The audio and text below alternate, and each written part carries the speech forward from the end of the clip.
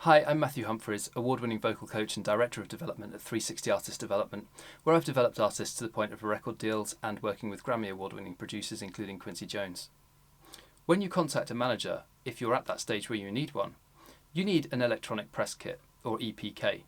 You need to make sure that it's formulated with photographs, any video links of things that you've done, stats in relation to your fan base, your earnings, any gigs that you have booked, any gigs that you've done, particularly if you've toured around, if you've supported any particular act, and a biography and general information about yourself. You want to make that electronic press kit, buzzing. You want to show that manager, I've had 100,000 streams from this record, I've been featured on BBC Introducing, I've been on television, I've spoken to ITV News about the release, I've been on a tour around the UK or around the US or wherever you're based. Whatever it is that you've done, make it sound real, but make it sound great, because that's what a manager wants. They want to see, wow, this artist is blowing up. I really want to get involved with this artist. Who are they? Show yourself off, but don't lie. You don't need to lie about anything. Don't overdo any of the, overcook any of the stuff that you put into your EPK, because you'll get found out. And by lying or by overstating something that you've done, it doesn't help anybody in the long run, because a management relationship is built on trust. You have to trust your manager just as much as they have to trust you. So often, people will send emails asking for management when they do not need management. People have an idea that you need a music manager in order to be signed by a record company, and that is not correct. You need a manager when your music career is so involved that you can't handle it yourself. That's what a manager does. They handle your business. So they'll be doing things like working with tour managers. They'll be doing things like working with booking agents. They'll be finding you, certain gigs. They'll be helping you with your accounts. They'll be helping with promotions, finding sponsorship. They'll be doing all this sort of stuff around you as an artist. But if you're a brand new artist who has, let's say, 5,000 streams on Spotify, you've built the start of your fan base, and you've got maybe 200-300 fans at the moment on Facebook, and I'd advise you look at our other videos for advice on how to build a fan base.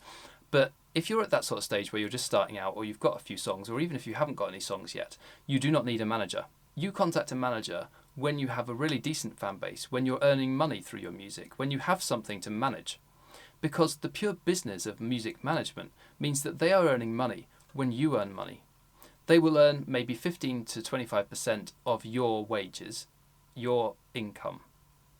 So if you're not earning anything, then they're doing loads of work for absolutely nothing. And who works for nothing in this world? Nobody at all. So if you can't offer them anything in the way of monetary value, you do not need a manager. And there are certain management contracts where you can pay them per month to manage your business, if you wish. But then you have to ask yourself, what am I paying for? Why am I paying somebody to manage my business if I don't need my business managed? So first of all, please make sure that you are actually at the stage where you need a music manager before you make contact, because then the rest of it will become a lot easier. I know some of that may be hard truths, but it's important that I tell you that so that you don't make a bad first impression. I want you to succeed in the music industry. That's what I'm here for.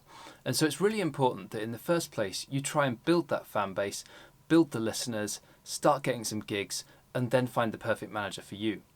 And I would suggest, if you're now ready to contact a manager, that you first watch our video about how to contact people in the music industry correctly, so that you don't make the common mistakes that people make when they contact people en masse in order to find a manager.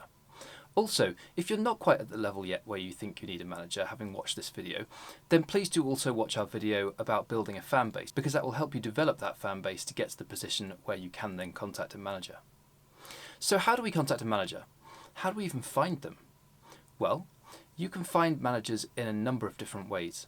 First of all, you could subscribe to different magazines, such as Music Week in the UK, where you will see often that managers are either interviewed or they post adverts for their artists saying congratulations on certain awards. You could also look at the Unsigned Guide and contact people there. You can subscribe to them online as well.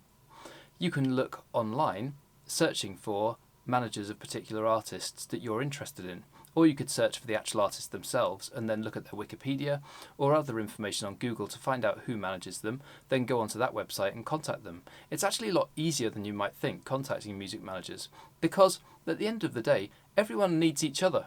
Music managers need great artists like you in order to be able to continue in their business, and great artists like you need great managers in order to propel their careers even further forward.